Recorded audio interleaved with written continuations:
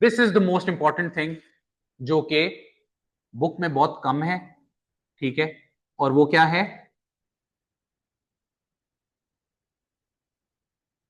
Analysis of fiscal policy. आप one by one कर लें, मैं साइड बाय साइड कर रहा हूं क्योंकि इसमें काफी कुछ लिखना है। एनालिसिस ऑफ फिस्कल पॉलिसी, ये हमने शुरू कर दिया था, नहीं किया था? नहीं किया? चले, analysis of fiscal policy.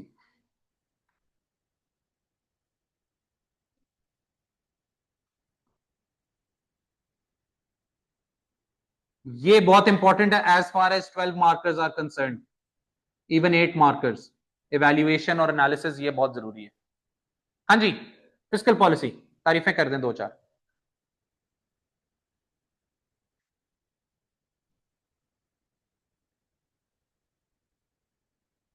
Relatively quicker to affect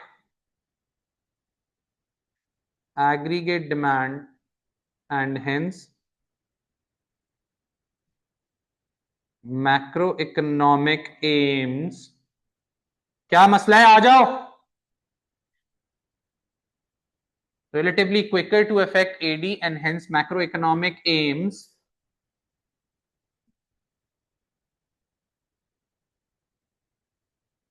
as compared to supply side policy। वालेकुम अस्सलाम। as compared to, अभी हम इसके नेगेटिव में टाइम लैग भी लिखेंगे। टाइम लैग होता है, ये बहुत जल्दी काम नहीं करता, लेकिन रिलेटिवली सप्लाई साइड से तो ज्यादा जल्दी काम करता है। बात समझ आई? सप्लाई साइड से बेहतर है।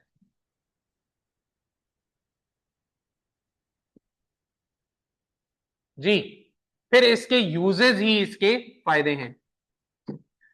Reduces inflationary pressures,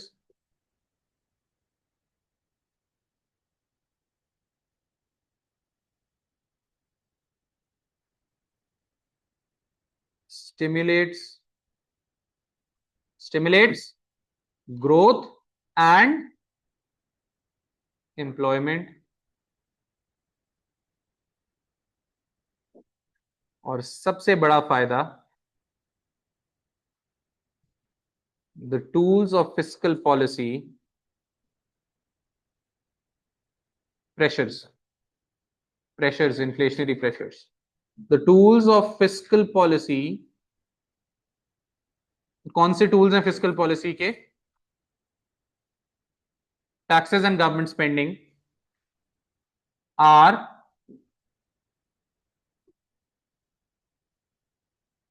automatic stabilizers,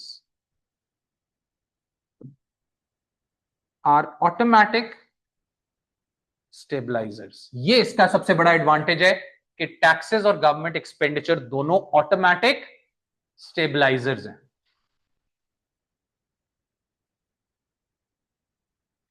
जी जनाब, ऑटोमेटिक स्टेबलाइजर्स का क्या मतलब है? Anyone? No idea? Automatic stabilisers, चलें जी आ जाए। ऑटोमेटिक स्टेबलाइजर्स, हाँ जी वही कर रहे हैं, उसके लिए टाइम पे आना चाहिए। अगला टॉपिक है। अच्छा जी, बात को समझे, पहले लिख लें फिर बात को समझें। पहले लिख लेते हैं, आ जाए, पहले लिखते हैं फिर बात करते हैं। ऑटोमेटिक स्टेबलाइजर्स क्या? Taxes and government expenditure both self adjust to economic conditions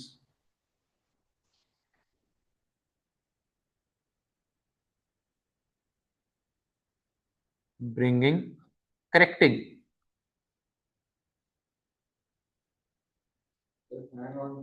नहीं शोर होता है। Taxes and government expenditure both self adjust to economic conditions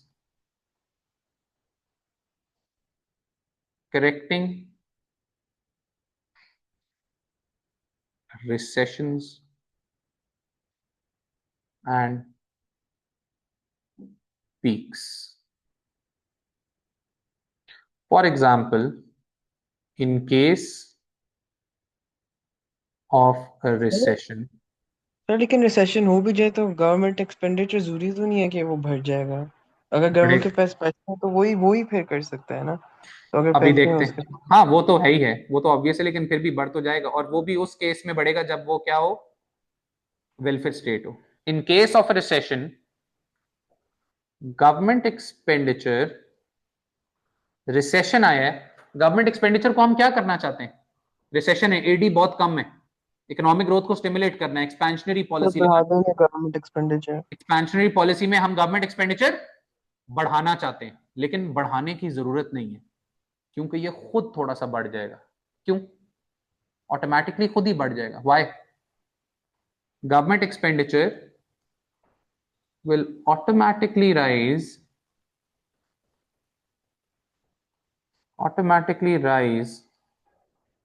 government expenditure will automatically rise as unemployment benefits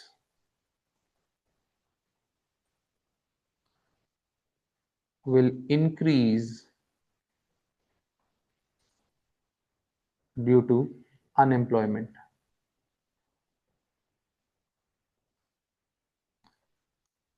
in the recession. Sir मगर ये तो non productive है। फिर भी बढ़ेगा तो सही ना, मकसद तो था हाँ। गवर्नमेंट एक्सपेंडिचर बढ़ जाना। उनको हम्म। पैसे तो मिलेंगे ना, खर्च तो करेंगे, रिसेशन से हम्म। बाहर तो आएंगे ना, कंजम्पशन बढ़ेगी, गवर्नमेंट एक्सपेंडिचर डायरेक्ट बढ़ रही है। ठीक है। सिमिलरली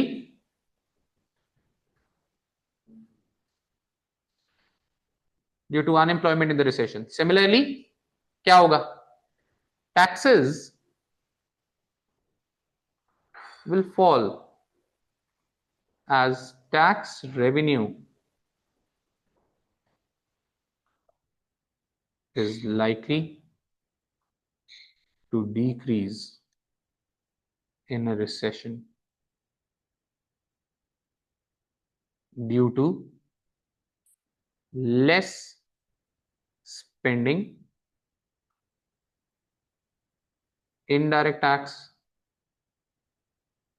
का रेवेन्यू भी कम, and due to lower incomes, firms पैसे भी कम कमाएंगी, तो डायरेक्ट टैक्सेस भी कम।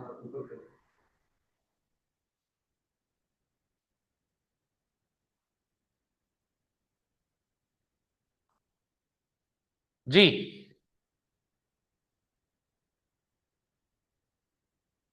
सर आप थोड़ा ऊपर कर सकते हैं, शुरू में हल्का सा मेरा मिस हो गया था। ये ले, ये सर ऊपर ऑटोमेटिक्स, थोड़ा। सर नहीं, नंबर 1 पॉइंट। यहां से शुरू हुआ था भी आज का लेक्चर।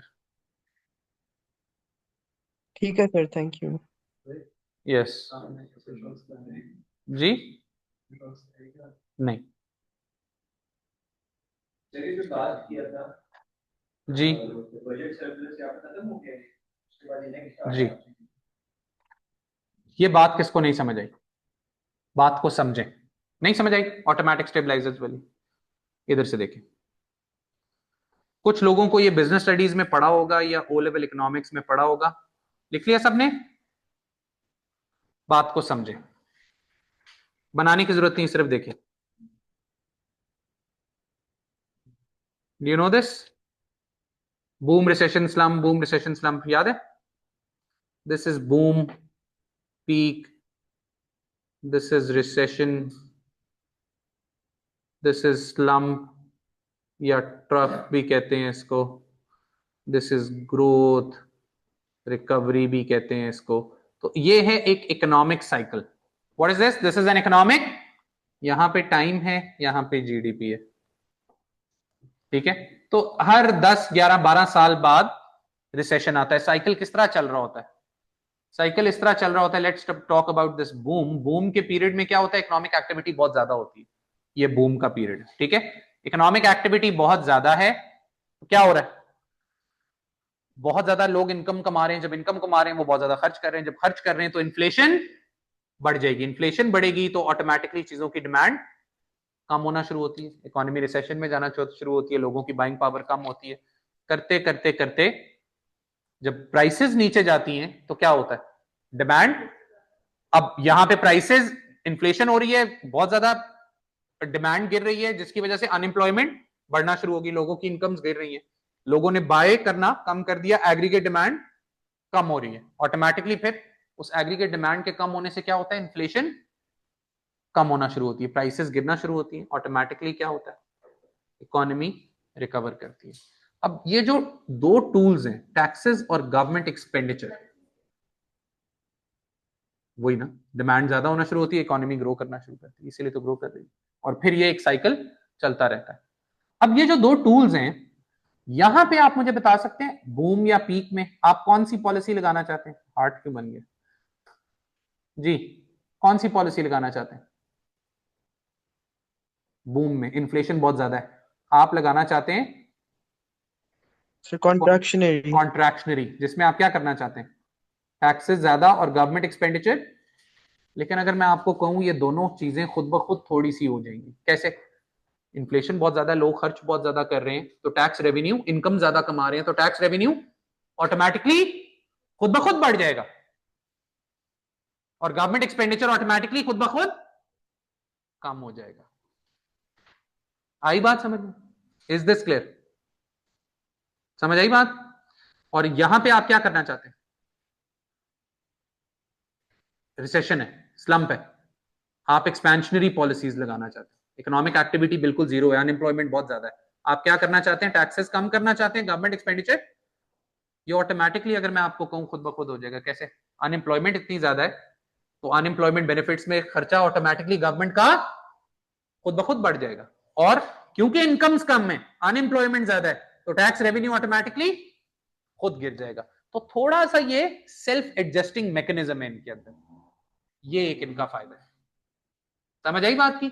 तो टैक्सेस और गवर्नमेंट एक्सपेंडिचर हालात के साथ खुद ब खुद एडजस्ट होते हैं, ऑटोमेटिकली स्टेबलाइज करने की कोशिश करते हैं इकोनॉमिक साइकिल के अंदर जो ट्रेंड्स आ रहे हैं, बात समझ आई।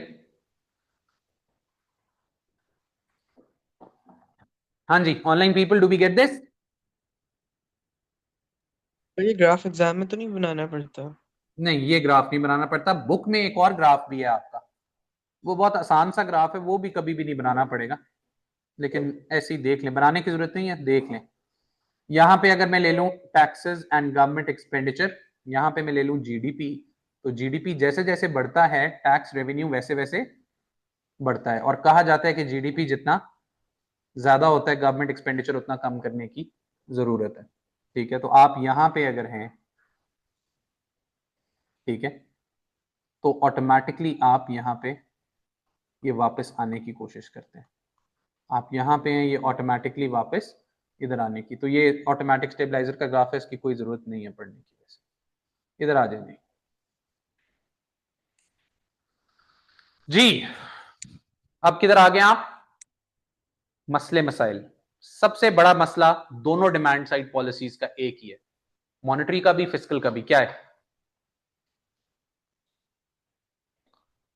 Trade off between what, inflation and economic growth versus and low unemployment.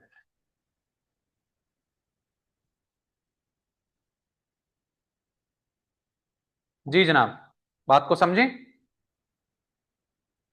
ये चीज किसको नहीं समझ आई पहली वाली, अगर आप एक्सपेंशनरी फिस्कल पॉलिसी लगाते हैं क्या करने के लिए, ग्रोथ को स्टिमुलेट करने के लिए, तो आप एडी को बढ़ाते, बढ़ गई, इकोनॉमिक ग्रोथ हो गई, अनएम्प्लॉयमेंट कम हो गई, लेकिन एक मसला हो गया, क्या, प्राइसेस ज्यादा हो जाती है।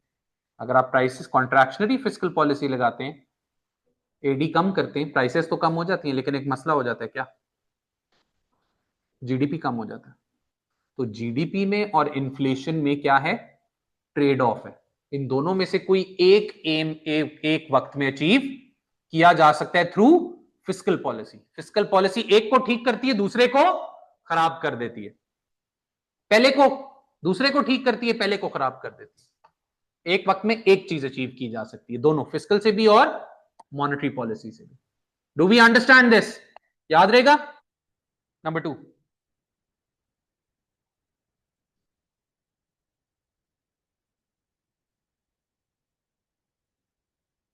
Time lag. टाइम लैग क्या है?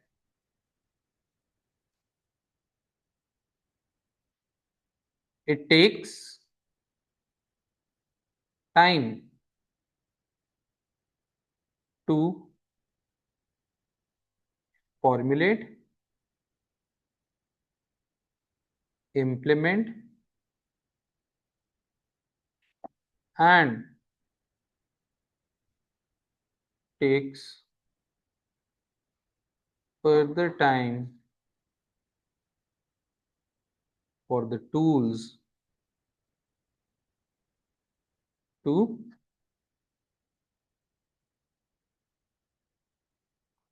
affect macroeconomic aims। ये बात समझ आई है?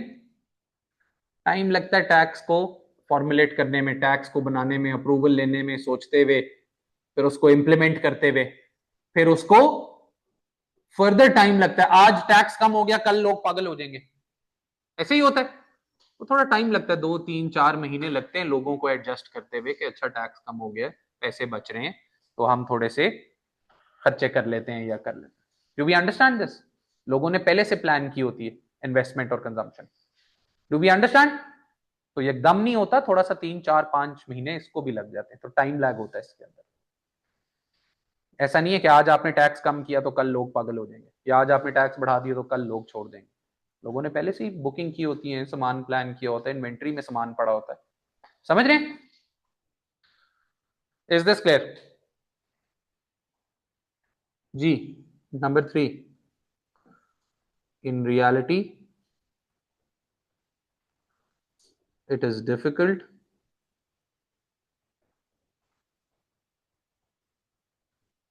to reduce, in reality it is difficult to reduce what?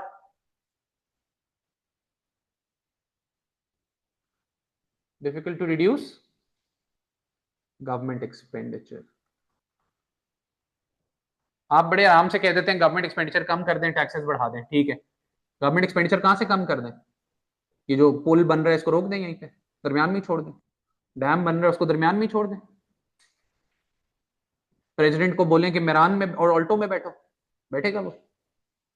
जंग चल रही है तो वो बंद कर दें, हार जाए?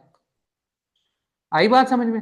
तो ये प्रैक्टिकली इम्पॉसिबल है। खुद सोचे ना, गवर्नमेंट एक्सपेंडिचर बढ़ाना आसान है, गवर्नमेंट एक्सपेंडिचर कम करना बहुत मुश्किल है।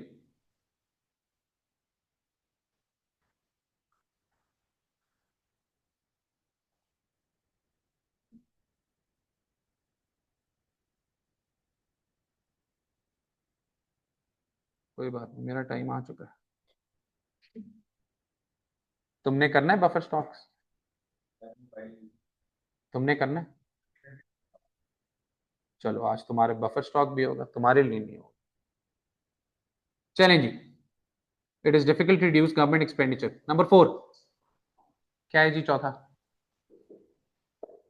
और बताएं, फिस्कल पॉलिसी के क्या मसले हैं? जी। Higher taxes may discourage savings, incentive to work।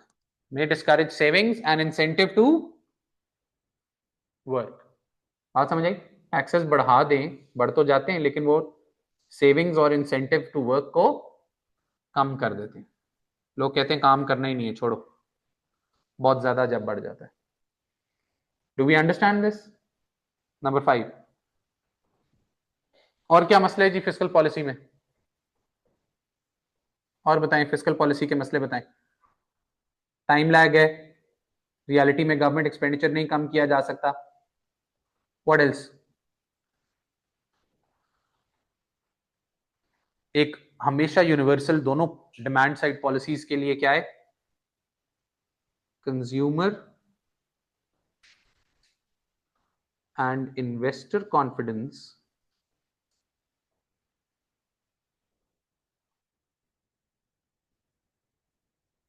में affect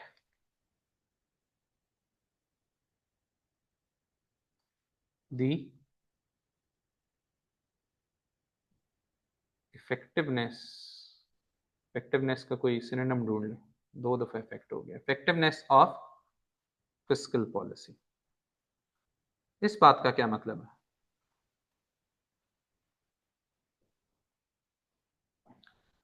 if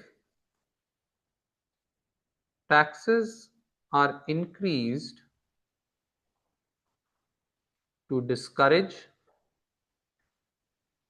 consumption and investment,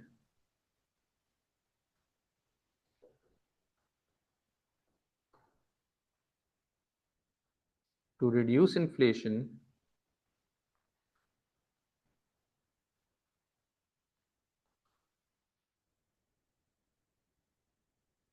in the period where investor and consumer confidence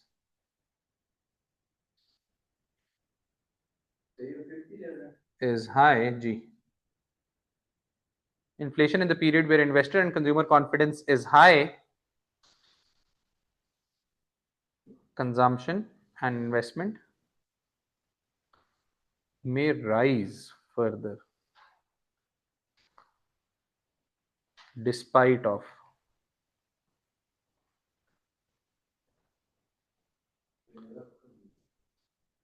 higher taxes. G.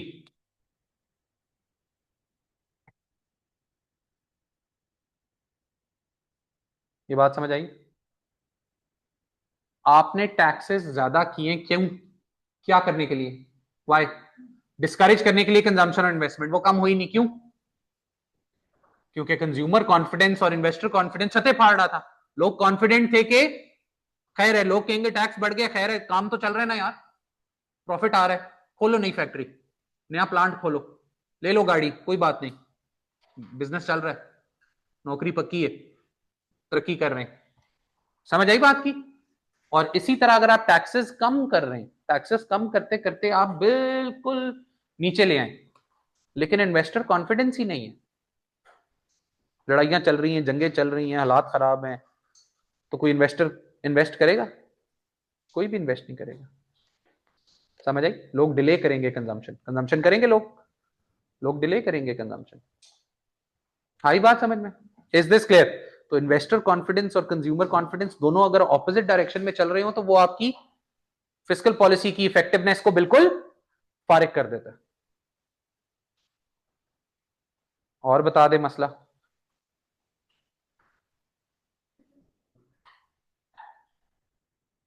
Expansionary किधर नहीं बची? तो जिधर हाथ पे लिखो ना लिखो, मेरा क्या जा रहा है, तुम्हारे नोट्स हैं। एक्सपेंशनरी फिस्कल पॉलिसी क्या होता है? एक्सपेंशनरी फिस्कल पॉलिसी में तो मसला नजर आ रहा है, may lead to what? Fiscal deficit, which may increase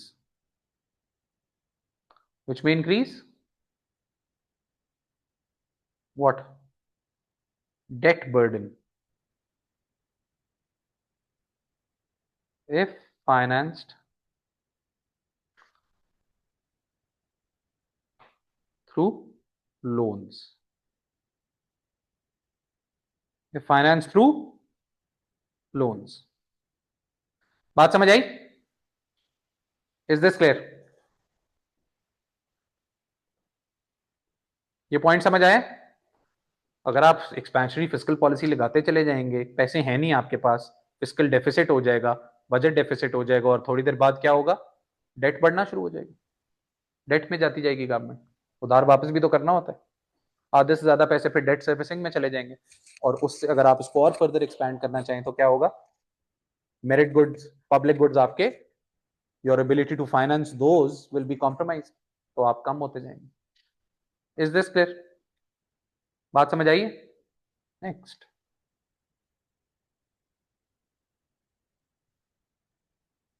और बताएं, मसले बताएं। फिस्कल पॉलिसी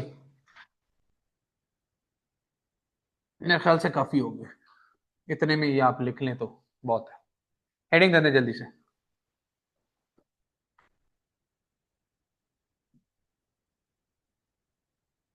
डायरेक्ट आ जाएं जी मॉनेटरी पॉलिसी के एनालिसिस में।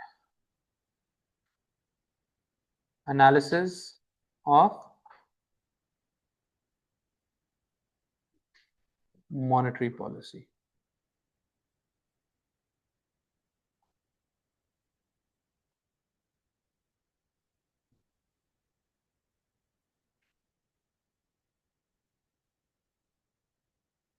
Positives and negatives. हाँ जी, फायदे बता दें मॉनेटरी पॉलिसी के दो तीन। Relatively the most quickest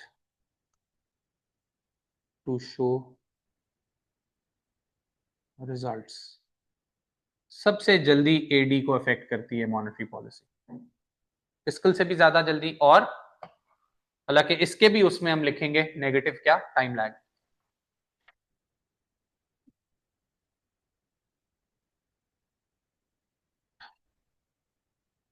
reduces inflation. कौन सी मॉनेटरी पॉलिसी इन्फ्लेशन कम करती है?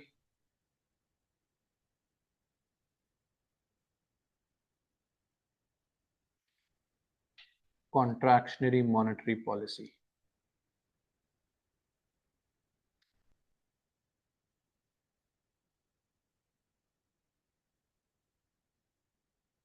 Stimulates growth. मुझे लग सकता है कि हॉट मनी फ्लोज सबको भी अट्रैक्ट करता है ये, और करेंसी भी वो हम उसके नेगेटिव में एज सच लिखेंगे, वो कह सर, लेकिन सकते हो। हाँ, करेंसी अप्रिसिएशन लिख सकते हैं एडवांटेजेस में भी, हाँ फायदा लिख भी सकते होता हैं, है। लिख सकते हैं, आप लिख सकते हैं, बहुत स्ट्रांग नहीं है, लिखते नहीं है अमूमन हम, तो इसका यूज ही इसका फायदा है। ठीक है, मॉनेटरी पॉलिसी का यूज ही उसका फायदा है, तो आप इसके यूजेस लिखेंगे और ऑटोमेटिकली आप उसके एडवांटेजेस लिख रहे हैं। आ जाएंगी नेगेटिव्स।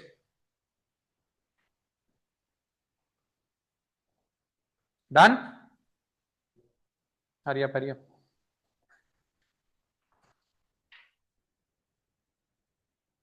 नेगेटिव्स नंबर वन, वही नेगेटिव है सबसे कैपिटल पहले। फ्लाइट, सर कैपिटल फ्लाइट लिख सकते हैं हम। व्हाट? Capital flight. हाँ बिल्कुल, आ रहे हैं उस पर। Trade off between, trade off between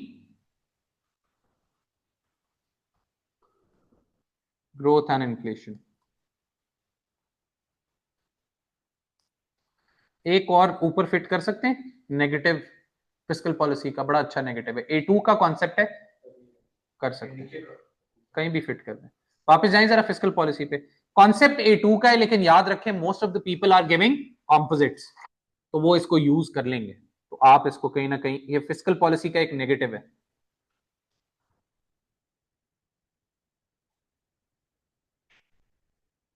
rising government expenditure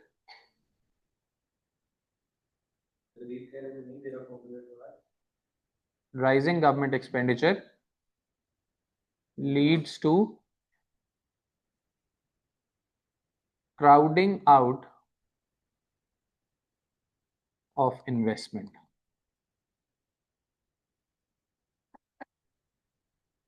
Leads to crowding out of, ये crowding out एक concept है जो कि क्लासिकल्स कहते हैं कि ऐसा होगा कि अगर आप बहुत ज्यादा गवर्नमेंट एक्सपेंडिचर बढ़ाएंगे, गवर्नमेंट लिख लें बल्कि इसको, if government expenditure is increased by borrowing,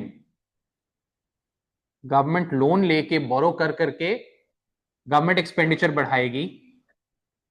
ji, crowding out का मतलब, if government expenditure is increased by borrowing, it pushes up the interest rates,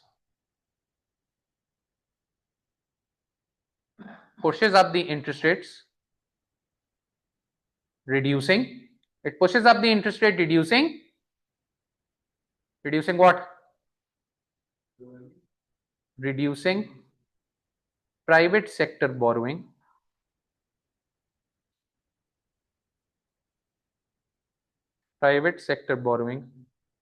and hence reducing investment. तो कहने का मकसद ये, गवर्नमेंट एक्सपेंडिचर जब भी बढ़ेगा तो प्राइवेट सेक्टर इन्वेस्टमेंट हमेशा कम होती है। पॉइंट समझ आए? गवर्नमेंट अगर खर्चा कर रही है, गवर्नमेंट एक बहुत मेजर प्लेयर है, वो इस तरह बोरो नहीं करता कि 10 लाख रुपए दे दो, वो करता है कि 10 अरब रुपए दे दो। प्राइवेट सेक्टर से जब बोरो करता है, तो प्राइवेट सेक्टर से जब बोरो करता है तो सारा पैसा तो वो ले जाता है, और इंटरेस्ट रेट को भी वो पुल अप करना शुरू कर देता है।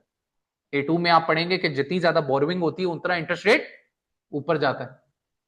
लेकिन डेट जितना आप ले रहे हैं उससे आपकी इकोनॉमिक ग्रोथ ज्यादा हो तो फिर तो ये मसला नहीं होता रिलेटिवली। लेकिन प्राइवेट सेक्टर इन्वेस्टमेंट तो कम हो जाती है, तो प्राइवेट सेक्टर इन्वेस्टमेंट हमेशा हमेशा क्राउड आउट हो जाती है। प्राइवेट सेक्टर के लिए तो मुश्किल हो गया ना लोन लेना, प्राइवेट सेक्टर के लिए मुश्किल कर देती है। गवर्नमेंट जब भी प्रोएक्टिव होती है वो प्राइवेट सेक्टर को ओवरशैडो कर जाती है। Do we get it? ये कहने का मकसद है। वापस आ जाए। So there is a trade off between inflation and growth. Number 2, time lag. Although it is the quickest,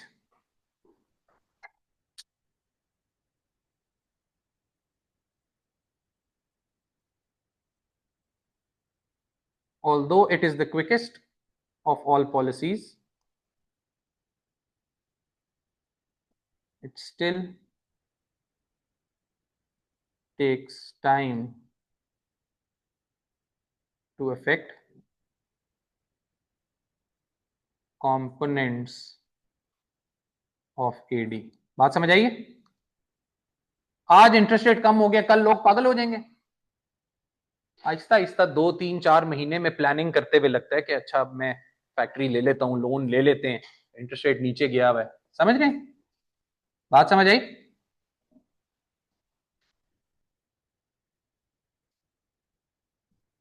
ji,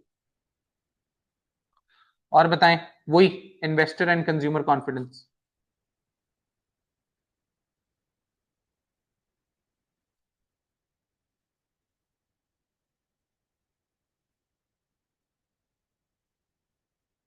investor and consumer confidence लिख लेंगे ना, एक्सपैंड कर लेंगे।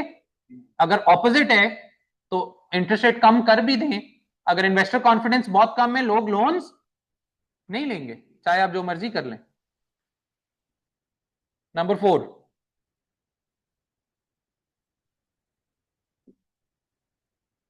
Increasing interest rates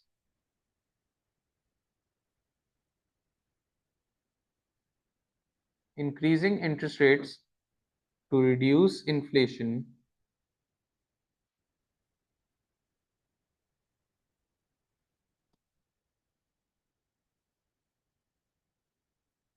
may result in hot money flows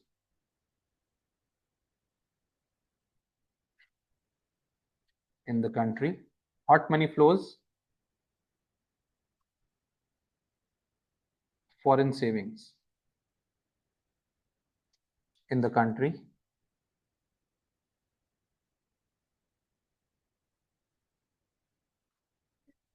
appreciating the exchange rate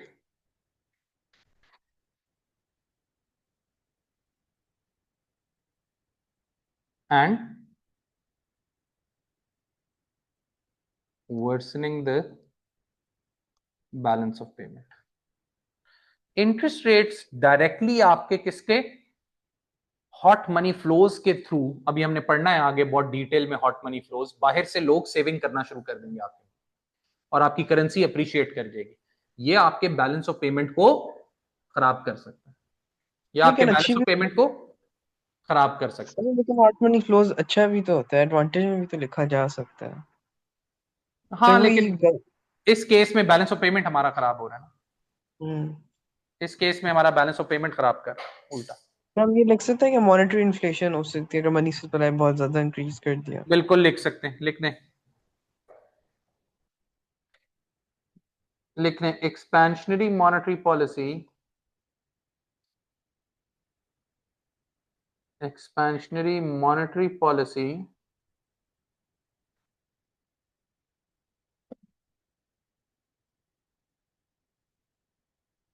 may lead to hyperinflation if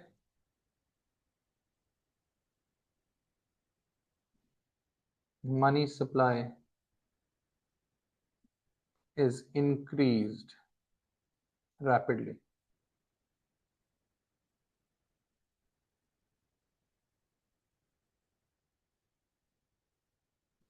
If money supply is increased rapidly, तो money supply आप बहुत ज्यादा तेजी से इंक्रीज करेंगे तो क्या हो सकता है, हाइपर इन्फ्लेशन कर सकता है। रुक जाए, इस तरह लिख लें, इफेक्टिवनेस, सर हम ये लिख सकते हैं तो अगर क्रेडिट कंट्रोल्स बहुत ज्यादा कम कर दिए तो लोग डेट डेट ले लेके नॉन प्रोडक्टिव चीजों में इन्वेस्ट कर सकते हैं। हाँ बहुत फार फेच्ड है, लेकिन हाँ लिख सकते हैं अगर ऊपर इतने सॉलिड है हमारे पास। इफेक्टिवनेस ऑफ मॉनेटरी पॉलिसी है, effectiveness of monetary policy is dependent on